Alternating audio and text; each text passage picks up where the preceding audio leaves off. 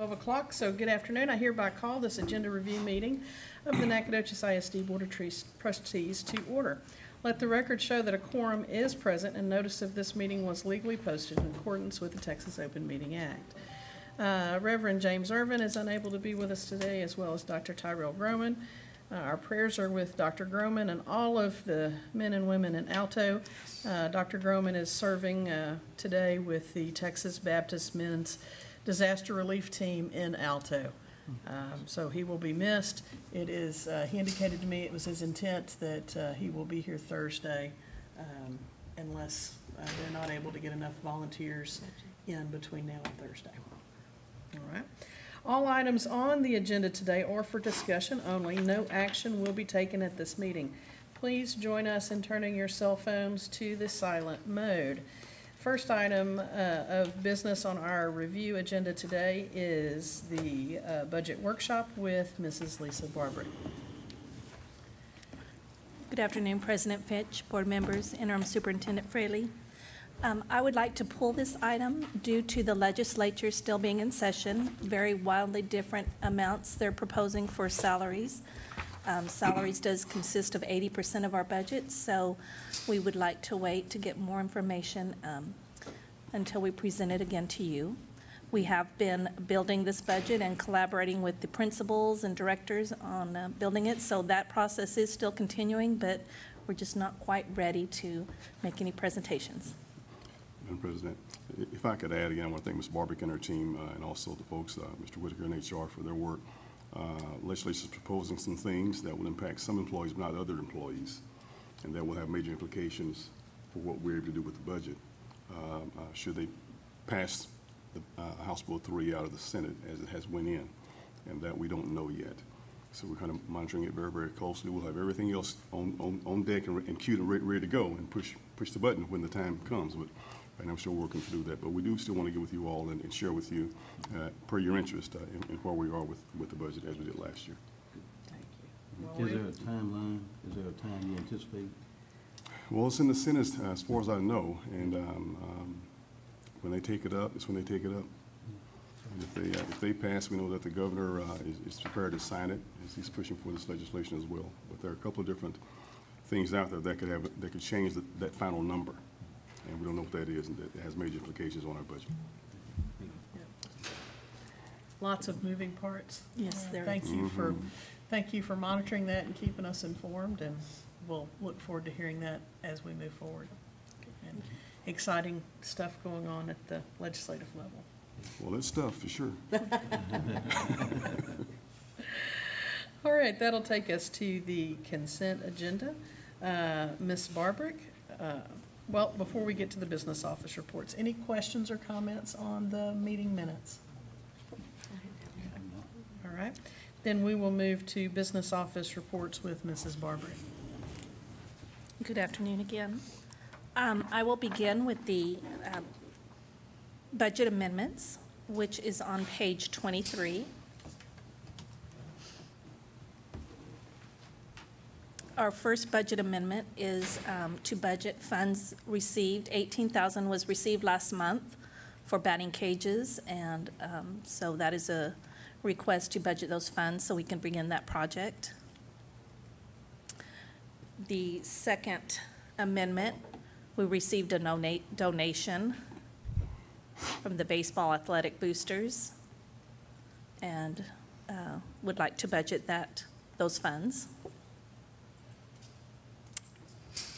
Item C, we received a donation from the volleyball boosters. We'd like to budget those funds. D, coming to the end of the year, again, I'm looking at our TRS on behalf. That is an in and out expense. We have a revenue that equals expense in there, and I'm just trying to make sure that we have amounts in the right buckets and the right functions to cover it for the end of the year.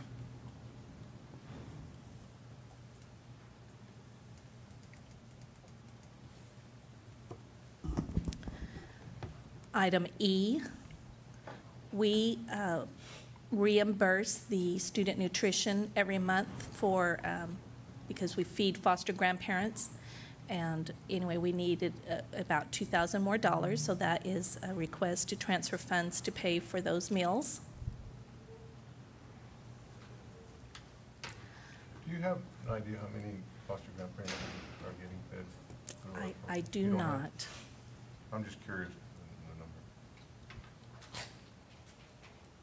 We'll get that with the team. Item F, we received reimbursement from the Dallas Holocaust Museum. They paid for a portion of the transportation cost for students to tour the museum. Item G, we've received more funds again for the rental of the athletic facilities, and so that is budgeting the revenue as well as the corresponding expense.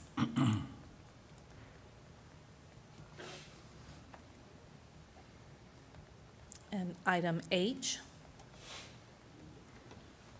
is a transfer of funds for our GT teachers to attend some staff development.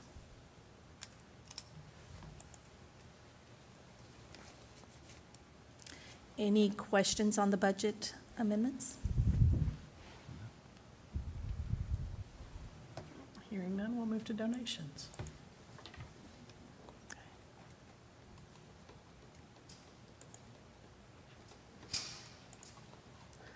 All right, we have received cash and non-cash donations. The cash donation, excuse me, received a donation of $272 from Rotary for Fredonia. Reggae received a donation of ingredients for slime, making slime from ServPro. And Walmart donated soil for the first grade garden. That is for Reggae. McMichael received a donation of $1,800 from their PTO to purchase tables for outside. And again, I mentioned this earlier with the budget amendments. They received $1,000 and $1,002 from the Dallas Holocaust Museum. And in athletics, the Volleyball Athletic Booster Club donated $1,263 for volleyball equipment, and Target donated $1,000 for the junior high soccer training. Very nice. And I just have for clarification, when a group for Rotary giving the money, do they have to designate that money for a certain thing? I mean, do we have to say use it for a certain thing, or if they give you money, can we use it for whatever? Legally, we can use it however we want. Ethically, and our practice is to use it as they've designated. And those are all our donations that were under $2,500.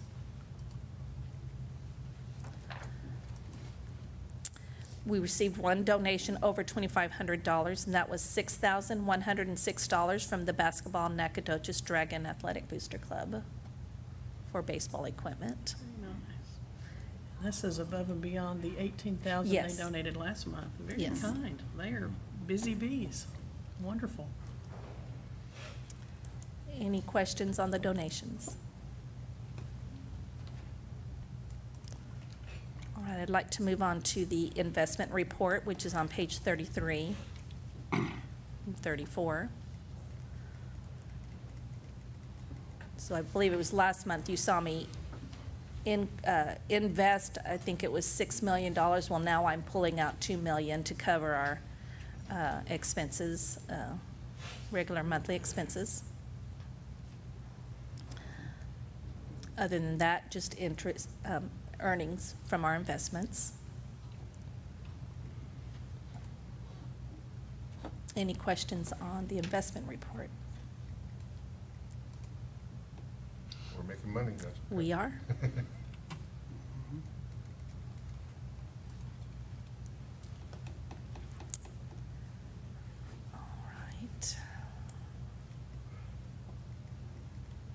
And then I would just like to leave it up to you to ask any other questions on any of the other items that were presented to you. Just had one question, and I may have simply missed it and couldn't find it, Ms. Barbrick. On the capital projects, did I just close it? Sheets, there it is. I believe it's on page 75. It had a list of what we have spent bond-related so far for each project, and then it says, see detail on bond projects sheet. I could not find the bond projects sheet. Is it? It must have got meant. I will Okay. have that added. All right. Not a, if you don't mind, I'd appreciate it. And like I said, I wasn't sure. I could have missed it easily. No, There's a lot of no, reports. It looks like I So, missed it. Okay. Yeah, if you wouldn't mind just emailing that out to us so we can see where we're at. Any other questions on the business office reports? All right.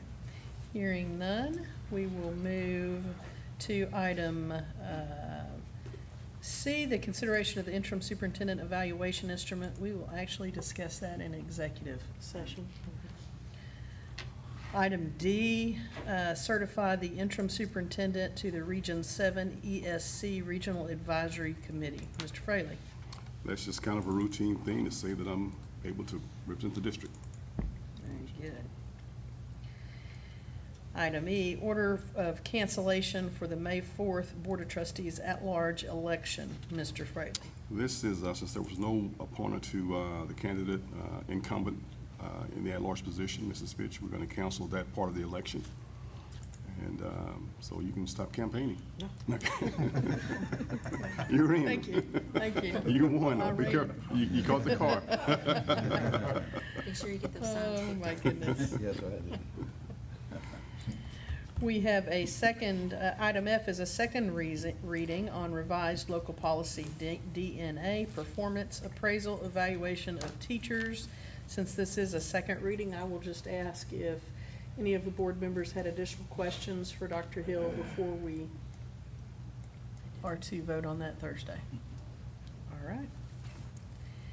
Item G, submission of professional development waivers to TEA for the 2019-2020 school year. Dr. Hill. So a couple of years ago, when the calendar was changed to the minutes, they moved the waivers to minutes rather than days.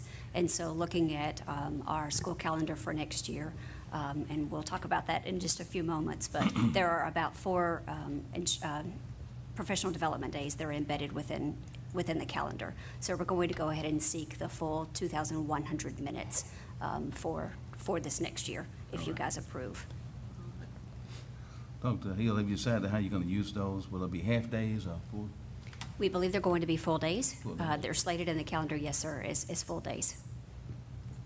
And so what typically happens is, depending upon if we have district PD planned, in some instances, the teachers are provided PD in the morning, and then they're allowed to implement it in the afternoon, say by collaborative planning. So that's how we've handled a lot of those this year. I know we already have one possible consultant slated for some writing training for one of the days next year. Thank you. Yes, sir. And the bad weather days is built in it as well? Yes, sir. The bad weather days are built in on both calendar option A and B. Yes, sir.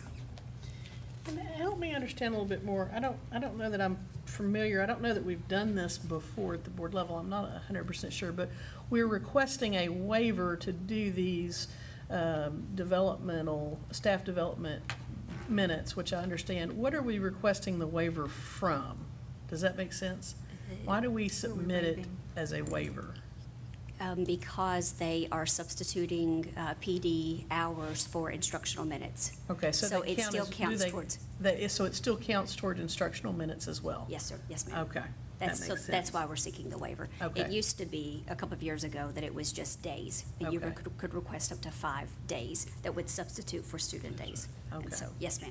I understand That's now. exactly it. Thank you. Yes, ma'am. Any additional questions on this? All right. I want to thank you for that, and Sure. I know that you'll put an exciting professional development program in place, so. We're working on it, It's always yes, ma'am. good to to invest in that training for our Yes. teachers. Absolutely. All right.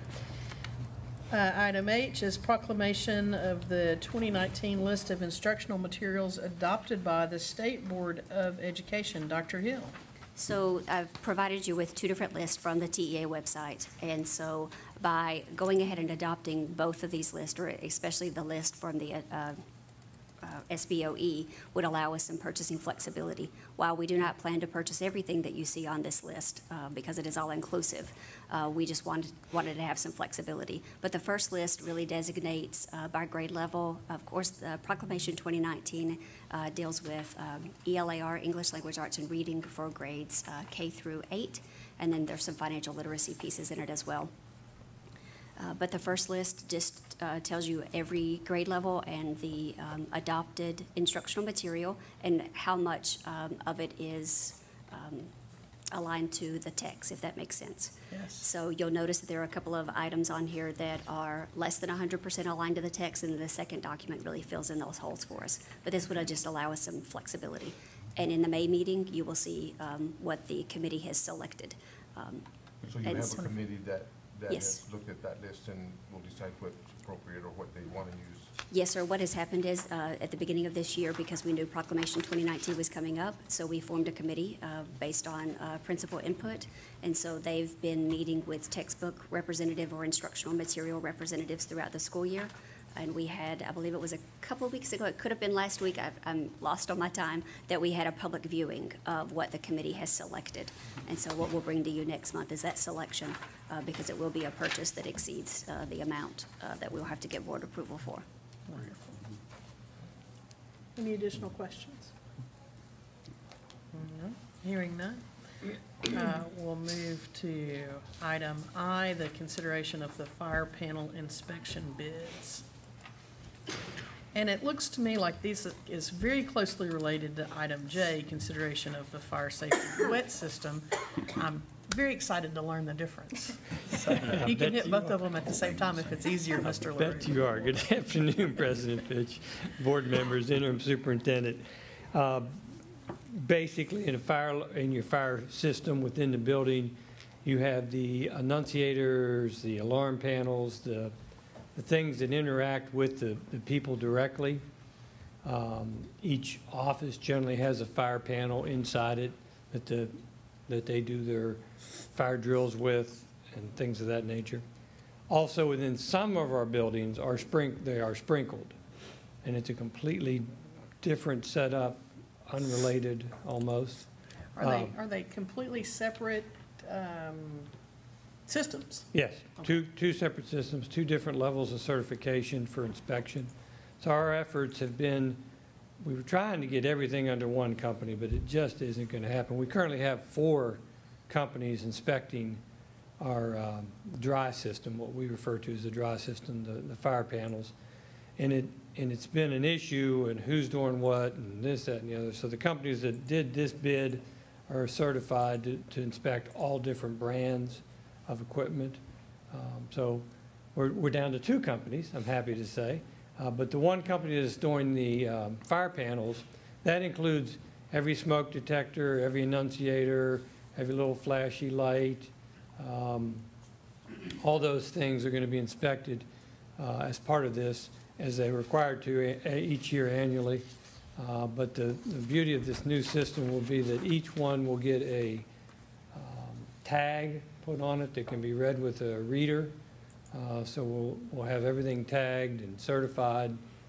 So the next inspection will be much easier. But this is an annual inspection we go through every year for every building. So the 2 companies that you're talking about will be doing individual. All right, one inspection company of will each do, one system. company will do every building, every fire panel, everything. There'll be one other company that will do our wet system, which is only the buildings that have sprinklers. So we'll have 2 bids. Then. Yeah, You have 2 yeah, bids. down to 2 companies for all of our fire safety. And who are you recommending for the fire panel inspection? The fire panel is on page 120, United Security Systems, Services. Services. And if I'm reading the bid tabulation page correct, it looks like that they submitted a higher bid for that. Am I reading it correctly? No, the second numbers are for the wet system, Right, and they did not submit anything on the wet system. correct.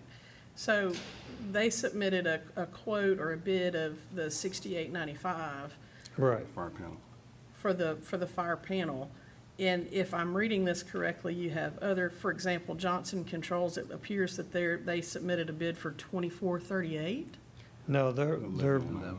11,000. Okay, so the bottom number is not the wet bid number. No, the wet bid number is a smaller number on all those The one on packages. top. Okay, so the top one is the wet bid number. Okay. Gotcha. And United Security, we work with Bud on lock security. Great guy to work with, highly respected here in this region. So that would make him the low bid on the fire panel, correct? Correct. All right. And on the wet bids, then it's who are you recommending on that one? We are recommending Fire Trawl. We were kind of hoping they'd come in and do everything, but their numbers were just not where we wanted them to be. All right. And they are a little off of the Johnson Control, correct? Yes, Not by much. not by much. And your reason, you liked the service offerings from Fire Trawl, I take? Yes. Okay. So Ralph, since these are annual Every summer, every summer, yeah, as soon as But school's there's- out, we try to get them done. but if there's a need in between, is there a possibility of them coming back? If there's a need, you see a need, it's just this one time? It's just one time. Okay. One time. After that, if there's a problem or if building gets struck by lightning and Yes. some of that stuff gets wacky, that's a service call, and we just have to bring those in depending on which system it is. Okay. So this is for the inspection only, not Yeah. for any cost that might be incurred for, Right. This is strictly inspection, annual inspection. Looking at it in that light, that United Security Services quote is considerably less. Do you have any concerns about the fact that you don't, it's No. just, No, they're it's a able to do different- it, it's a they're able to do it more competitively? Yeah, they're just able to do it more competitively. It's a local company. They don't have travel. They don't have all the baggage that comes with Simplex or some of the bigger companies. Okay. Ralph, does a local fire department plays any role? Yes, they're also an annual inspection. The fire chief comes out and inspects all the buildings. The fire extinguishers are part of that. They come out, their biggest role is to check exits and closets and mechanical rooms. All those, many of our schools do not have enough storage. So if there's a room that they can get into, it ends up being filled with something. So they keep us honest in that respect, but that's their biggest role.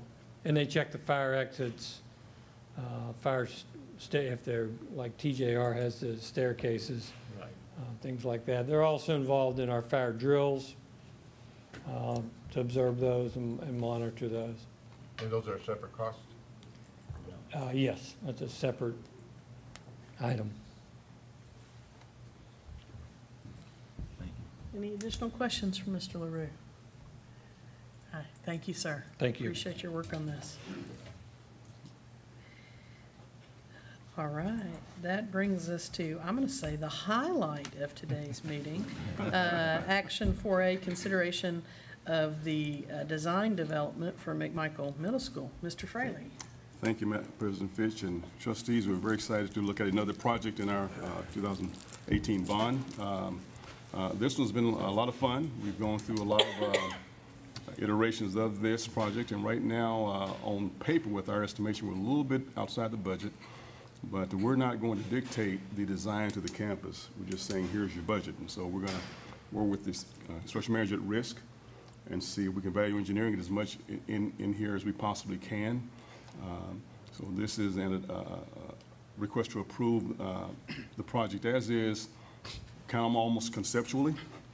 There may be a room here or there that has to be taken out because of being over the budget, so to speak, but you'll be made aware of that all along the way. But I, again, just want to thank the team from PBK for the outstanding work they've done in working with us and being present. To have a partner at every meeting is not the norm. To have the caliber from across the Houston office and the Dallas office working like they have been is not the norm. I just appreciate the respect they've shown in ISD and our staff in working with us. And I just really appreciate what they bring. And so we'll have our partner, Rick Bland, present his team to us, as you've met before. Brother Bland. Thank you. Thank you. Good afternoon, President Fitch and trustees and interim superintendent, Mr. Fraley. Thank you for that introduction. I am joined again with Mr. Sean Panton. He is from our Dallas office, as Mr. Fraley mentioned, the head of design for this project as well. This project is a little bit different than the other ones that we presented last month. This one is a little bit more about expansion. We have a little bit of renovation, a little bit of renovation inside, but most of it is an expansion to the existing facility. The existing facility was designed and built in 2002 with a core capacity of 1,400. So we talk about a core capacity. We talk about library space, cafeteria space, admin space, spaces like that that are harder to expand. So it's very, very intelligent thing to do when you don't have the students to put into a building at that time. It was originally built for right around 700 students to build a core capacity. So then later on, you can just add classroom spaces versus trying to expand the interior of a library or other spaces. So our program for this project then is really just adding classroom spaces. With classroom spaces, we have science rooms and other spaces throughout the building that Sean's going to show in just a second. So we started in December, like the other projects. We started all of the projects pretty much together. This one took a little bit longer to get to a final program and a final scope. As we worked through the project with the two principals from Mike Moses and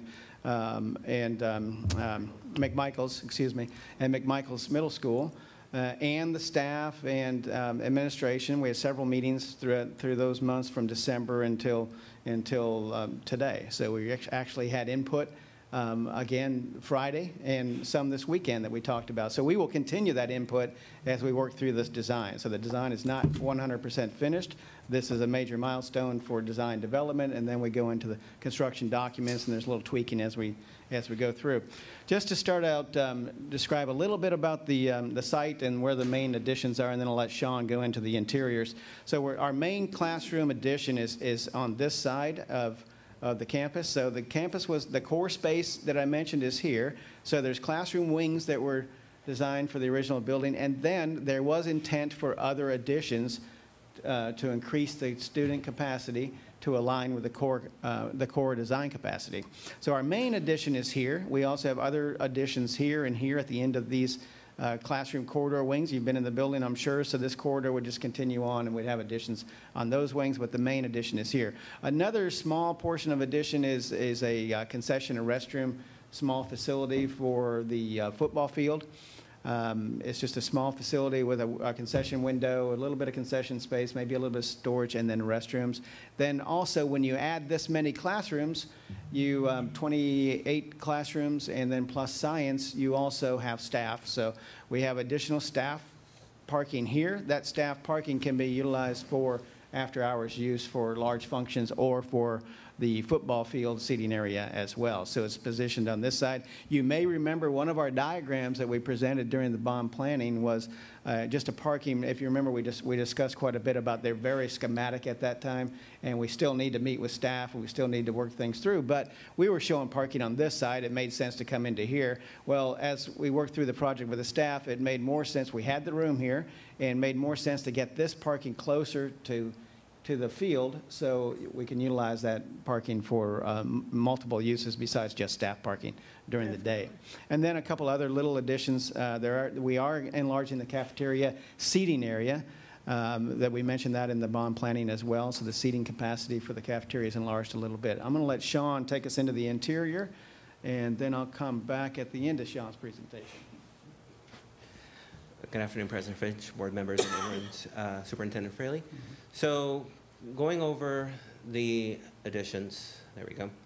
So I'll start off on this side over here. We are looking at doing some renovations for fine arts, relocating drama, adding a new fine arts program for orchestra, some practice rooms onto the front of the building, and then creating a vestibule door here for the fine arts suite to kind of give it a little bit more distinction, as well as to keep sound from going into the main corridor, entering to the cafeteria and to the rest of the school. Here's that cafeteria addition that Rick was mentioned, as well as some additional kitchen for dry storage and coolers and freezers for the additional student capacity. Over here at the top, we are looking at doing a small expansion to the back of the building here to get more locker room space for boys and girls locker rooms, and increasing the size of the weight room to handle the newer, larger student capacity of the building. Here are the wing additions. We are looking at making each wing a grade level, 6th grade, 7th grade, and 8th grade. And with that, the additional classrooms needed for each of those pods. We went back and also looked at grouping the science labs closer to the other science labs so that they can go ahead and collaborate with each other for the different grade levels. And then here at the front, adding the additional art program and technology that we've kind of borrowed for where drama was located. We relocated that. And then, of course, special education, another room for expansion for that program as well. So with this new layout, we kind of designated the front of the school as special ed and CTE. This will be a lot of your CTE programs with your dyslexia resource rooms, content mastery located over here. And then, oops, sorry about that. And then with, all, like I said, all the grade levels in each of their pods. Some small light renovations. There were some collaborative rooms that were shared off of classrooms that are currently existing. We're looking at sealing off those doors and adding a door from the corridor, so those rooms could be used as flex rooms, as either storage, breakout spaces, teacher work rooms, any other additional resource rooms that will help make the school a little bit more flexible and functional for the incoming students and teachers. Let me add something before you go. You recall our original thinking was a 2-story wing being added. But after working with the staff, they really preferred something different. And so that's what we're doing. We're doing something different because of staff input. So it's thinking has to be flexible like that. Correct. And what also helps us is with going to this 1-story plan, we are able to build off of existing mezzanines as well as what's there to help with the current construction type. So we could just add on to the buildings and it'll just look as seamless as possible. Here is just a quick blow up of that restroom concession building. On either side of it, we show a little grayed out area for possible future expansion for either restrooms or dressing areas, depending on what the school needs are in the future. So we made sure that we kind of set that up there for future growth as well for this concession building. And here is just a rendering of what the building could look like. Again, these are existing drawings of existing photos of McMichael's. We wanted to stay true to the existing architecture so that when the new addition comes, it does not look like it's addition. It looks like it's always been part of the original school. So, and then back to Rick. Can I ask just a quick question? I'm just curious, Yes. but on that east, it must be the east side where the new additional classrooms will be? Yes? How much space will there be from, right on the far left there, where the parking lot is at? Yeah, that area right there. How much space is there between that and the parking lot? I'm just curious. You're looking at about 15 feet. 15 feet? Correct. Just to the sidewalk. Yes, to the side of the green area. Sidewalk Okay. out to this. Okay. Yes. Do you have any idea how much parking space we're gonna have overall? We're adding 32, 38. You know, as my experience during the football game for junior highs, we were out of space, actually. Hmm. And if the campus increase, the population increases drastically with each. Yes, we're adding the additional 38, Sean? Or is it Yes, 32? we're Adding the additional 38 that takes care of the staff count. Right. And then that's an additional 38 that you can use for after hours as well for other events. I promise you, even 100 is not enough. Do we play our junior high games there now? Okay, so we don't play our games there right now. We play more at the high school. Now, should we fix that field to where we want to do that, then at that time we'll need to expand parking as well. But right now, we're not planning to have football games played there. They're played at the high school. Oh, okay. Next question, is there any concession, next to the concession stand, do we have a ticket booth as well? Not part of the. There's not a ticket booth in that building, no. How are tickets handled now? Normally, Have a in the little past, table and somebody chairs. sits outside with the table, There's a table and if the chair. weather is bad, cold, windy, We are fenced in. We didn't plan Yeah. for that. We focused more on the building construction part. This is already kind of stretching us a little bit, but we knew we had to do something. So what we would do is probably just have a line at the concession stand for tickets. We can do it that way. We'll make it work. With additional buses coming in, you're still, the bus transportation, Yeah, we're still fine with the bus circulation. We're not affecting the circulation route by the added parking that we're adding.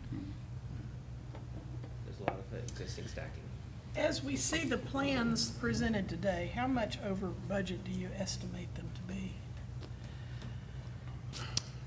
It's hard to tell. Our next agenda item, Yep. our next agenda item is about construction manager at risk. The first thing that we want to do is visit with our construction manager at risk and look at budgets for all of the projects and see where we are in all the projects. So we could be off on our budgeting at this point. As far as our guesstimate of cost per square foot for the added scope, but the added scope is also very efficient added scope, so it's not a budget breaker, but we really want to visit with the CM at risk and see if they can help us bring it down. Gotcha. So in situations like this, does the budget have a tendency to go over or under? Just curious. Well, anytime you're adding more scope than what was originally identified, there's a potential for going over, but we can also visit with the contractors about how can we phase that, and if we are over, we can look at how we do the next phase. Value engineering. Yes. I have a question about the fine arts area, the band hall. Did it require any kind of changes as far as making it bigger for more students? Because, I mean, you're doubling the different grades. Or is it kind of looked like it was left the same? It was left the same in comparison to other campuses that we've looked at. The band hall was sized correctly. Sufficient? Okay. Yes. Okay. What we did look at is the existing drama room had storage and an office in there. By demoing those out, Okay. the space became a second large performance space. Gotcha. And we went ahead and on the canopy side of the front, we're adding practice rooms that are required. So that's going to actually help with band, with their practice rooms needing, their needs for that. But of course, giving them another large space for performance, for orchestra. Okay. And I assure you, we had lots of input from fine arts and athletics as well. And I had another proposal, but they didn't like that too much, and so they won, which is fine. I understand it can become quite cumbersome when you have staff giving their feedback and their wishes and wants, but I thank you for doing that because I think it's important that Absolutely. staff Of course. has some say in what's going on, even though you can't give them everything you want, but at least they have Yeah. a feeling that it's part of their ownership. So Yep. thank you Yep. so much. No problem. And I would be remiss if I didn't acknowledge Mr. Green, who sat on the planning committee for the McMichael back in 2002. And as the architects noted, thank you goes to that committee for their foresight in doing Yes. the core planning that would Yes, allow yes. for 1,400 students on Yes. that. It probably took a larger investment up front, but it sure is going to pay off for us now. So thank you, Mr. Green. There were a lot of kind of typical responses to adding students that everyone thought you had to double everything. But when you look at how space is actually allocated and used, that all was anticipated, but they weren't using the space that way. But now we've gotten them to really look at how the space will actually be used. And so that's helped out a whole lot. Okay, the rest of our schedule as we move forward, if this project moves forward on Thursday with an approval, we would immediately start construction documents. We would immediately start with the second agenda item. If construction manager at risk is approved on Thursday, we would immediately start visiting with our construction manager at risk, talking about schedule, talking about budgets for all of the projects as asked already. And then we will move toward proposals to the board for approval for construction in September, later this year. Our bond allocation, we're tracking our bond allocation for this project as well as some other mechanical, electrical, plumbing renovation items that were also priority maintenance items that were identified in the bond. That project total is $14.7 million, and that's the project total that we'll be working with the construction manager to meet. From the time that the construction begins till the time of the end of the construction, what is there a time frame for that? Yes, sir. That could be as much as 12 months. We could have for construction side. Then we also have major renovation as far as mechanical side. So we have mechanical units and air side units to phase as well. So there's one of the reasons for, and I'm sure this will be one of our questions on the next agenda item. One of the reasons for a construction manager on a project like this is this phased construction. How can we start mechanical system replacements that you need not only for keeping the building functional throughout the year, but also you will need them at a certain time when the new construction's finished. So those need to be timed.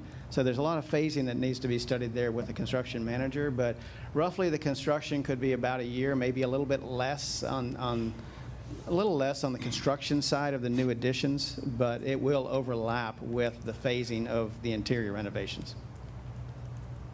Thank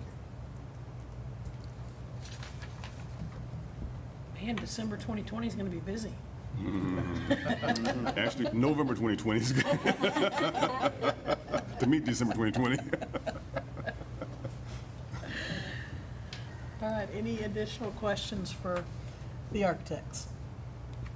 I'd just like to, again, thank both Mr. Mulligan, Mr. Autry, the teachers, the staff, the fine arts folks, and the coaches, and all for all their input and work in this. And we always want more than we can do, and that's fine. But thus far, we've had a very, very good working relationship, and I really appreciate them for that.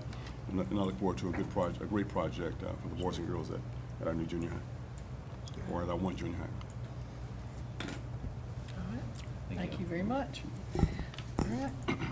Hearing no other discussion on that, we'll move to item B, which is the consideration of the selection of the construction manager at risk and pre-construction phase services contracts for the new press box at Dragon Stadium, the new Emmeline Carpenter Elementary School, additions and renovations at McMichael Middle School, and the Malcolm Rector CTE Center and CTE renovations at the high school. Mr. Fraley. Thank you, President Fish and trustees. Again, thank you for allowing us to look at this delivery design model with the construction manager at risk. I think that with projects like this, with the what we will see as an accelerated timeline, and also when you have the budget that we have, it's important to have the right folks around the table to confirm the design costs for the construction document development. So we're very excited about that, and I want to thank again Ralph LaRue and Mike Martin for their work, and Army Curtis as well for being on this team, and the folks at PBK for their work and their reputation that attracted a number of top quality firms who maybe we couldn't have attracted on our own. So thank you guys, PBK, for what you brought to the table. So I want to, Brother Bland, talk to us about it. Sure. So this agenda item is selecting a construction manager at risk. So the previous two agendas ago, 2 months ago, you select the process for delivery. So the delivery method of CM at risk, to select a construction manager using that delivery method, the Texas Government Code prescribes a method for doing so.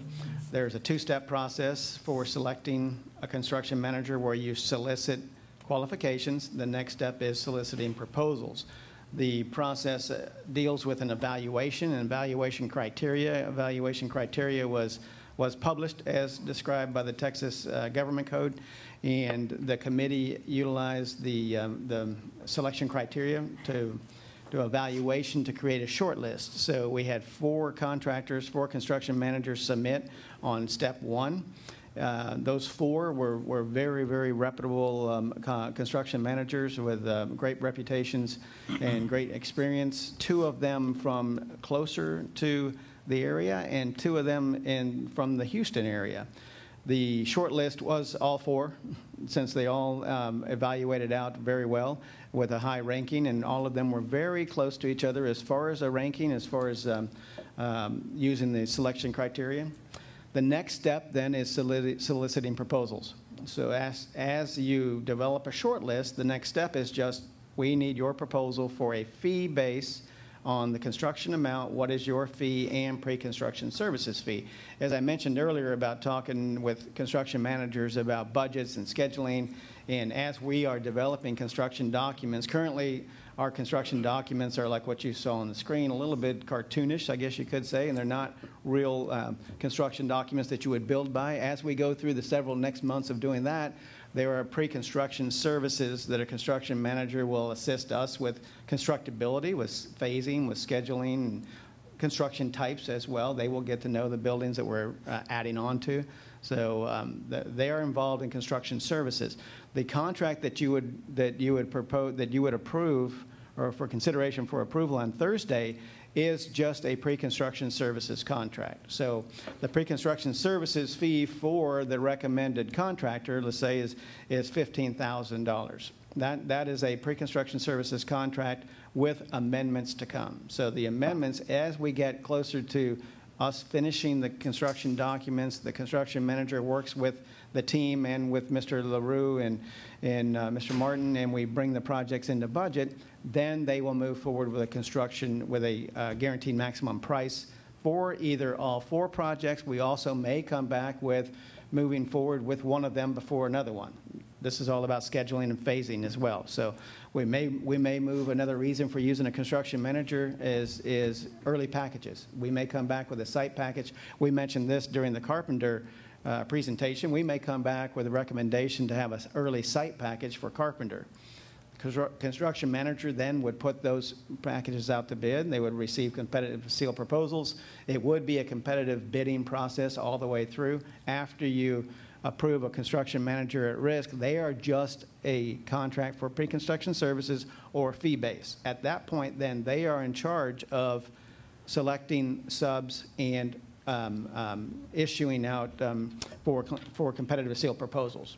One of the other benefits of a construction manager at risk is the entire team, this team and your staff, has input on the sub selection. If you go the delivery method of competitive seal proposals, that general contractor that is selected, they select their subs. Now, we ask for a sub list.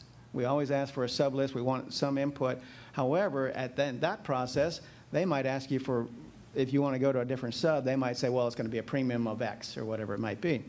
Another reason for construction manager at risk is any contingencies, contractor contingencies that are built within the project. As we move forward and construction manager brings back a proposal when our drawings are at 80%, let's say. That's very common. We can go 80, 85%, and they could give us a guaranteed maximum price to start the project early. With that, they would have contingencies built into that because the drawings aren't finished. Any of those contingencies that are unspent come back to the district. So they are only receiving a fee. They're not receiving, with a competitive seal proposal, we do not know what their contingencies are that are built into their contracts. If they are the low bidder and they have contingencies built in, that's their money at the end of the job. So that's another one of the benefits of a construction manager at risk. It's an open book process. Very, very, very transparent. They are part of a team of owner, architect, and construction manager. And so these 4 individuals that you're looking at, do they have a history of when they've done this type of construction that they've had the ability to save money or spend more money? Yes, they all have varied examples in their qualifications about saving money and beating schedules as well.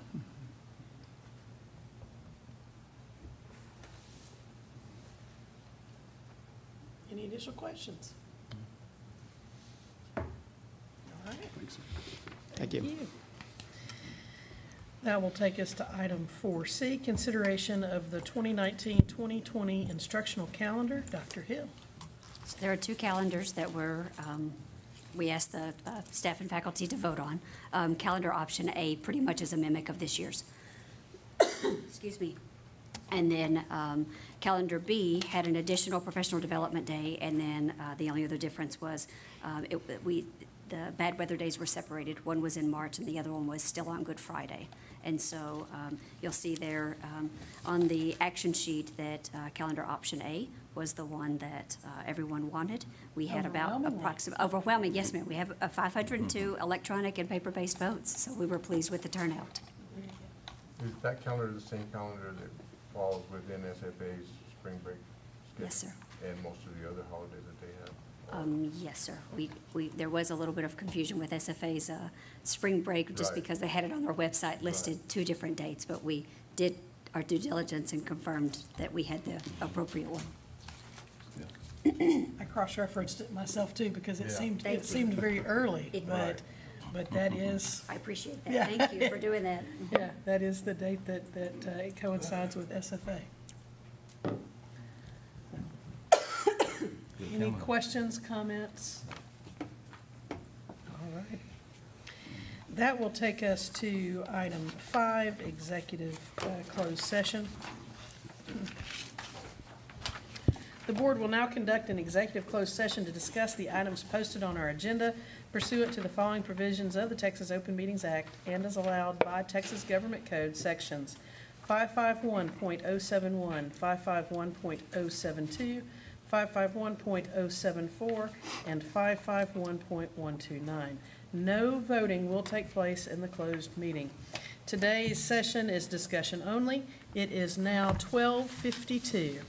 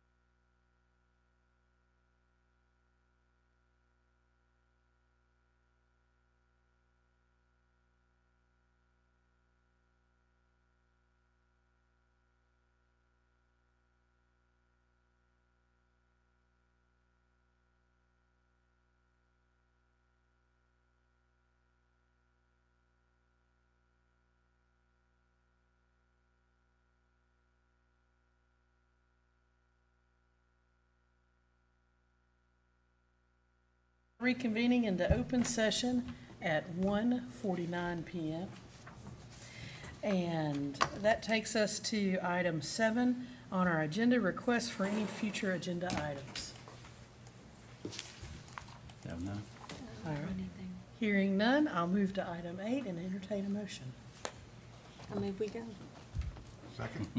All right, I have a motion by Mrs. Winslow, a second. So we are adjourned. We are adjourned. Takes 1 and 2 adjourned.